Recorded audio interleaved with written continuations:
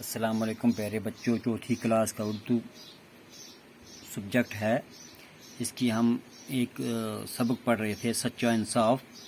حضرت عمر رضی اللہ عنہ کے بارے میں ہم پڑھ رہے تھے کہ بھئی وہ دن کو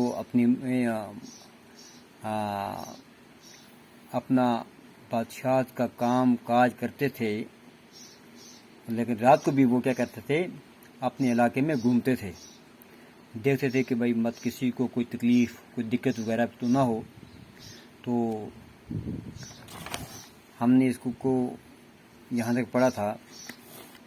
جب وہ جا رہے تھے تو ان کی نظر ایک جھونپڑی پر پڑی، ایک اور جو ہے وہ چولہا جلائے بیٹھی ہے، اس کے بچے رو رہے ہیں، اس کے بچے رو رہے ہیں، عورت انہیں بہلا رہی ہے، یعنی کہ ہم دوسرے لفظ میں کہیں کہ عورت ان کو ہے نا، ان کا دھیان ادھر ادھر کر رہی ہے، مگر وہ کسی طرح خاموش نہیں ہوتے،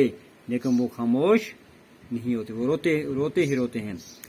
بچوں کو روتا بلکتا دیکھ کر، بچوں کو روتا ایسی حالت میں دیکھ کر حضرت عمر رضی اللہ کا دل بھر آیا کہ حضرت عمر رضی اللہ جو وقت کے خلیفہ تھے، ان کو وہ کیا ہو گئے، دل بھر آیا ہے، وہ بھی دکھی ہو گئے۔ آپ قریب گئے، آپ نزدیک گئے، دیر تک دیکھتے رہے، کافی دیر تک ان کو دیکھتے رہے، مگر آپ کی سمجھ میں نہ آیا کہ ماجرا کیا ہے۔ دیکھتے تو رہے کہ بھئی بچے رو رہے ہیں، ماں ان کو بلا رہی ہے نا، بچے چپ نہیں ہو رہے ہیں، تو اب ان کو سمجھ میں نہیں آیا کہ بھئی یہ مسئلہ کیا ہے، ماجرا کیا ہے۔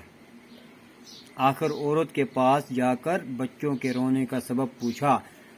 آخرکار عورت کے پاس جا کر بچوں کے رونے کا، بچوں کیوں رو رہے ہیں، اس کا بھائی انہوں نے کیا کی، وجہ پوچھی۔ اس نے بتایا کہ بچے بھوک کے مارے بلک رہے ہیں، کہ بچوں کو بھوک لگی ہے، یہ بھوک کے ستائے ہوئے رو رہے ہیں۔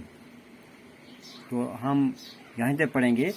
ہاں، اس کے بچے رو رہے ہیں، عورت انہیں بہلا رہی ہے، مگر وہ کسی طرح خاموش نہیں ہوتے۔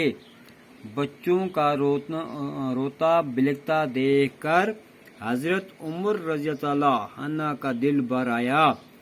آپ قریب گئے، دیر تک دیکھتے رہے، مگر آپ کی سمجھ میں نہ آیا کہ ماجرا کیا ہے۔ آخر عورت کے پاس جا کر بچوں کے رونے کا سبب پوچھا۔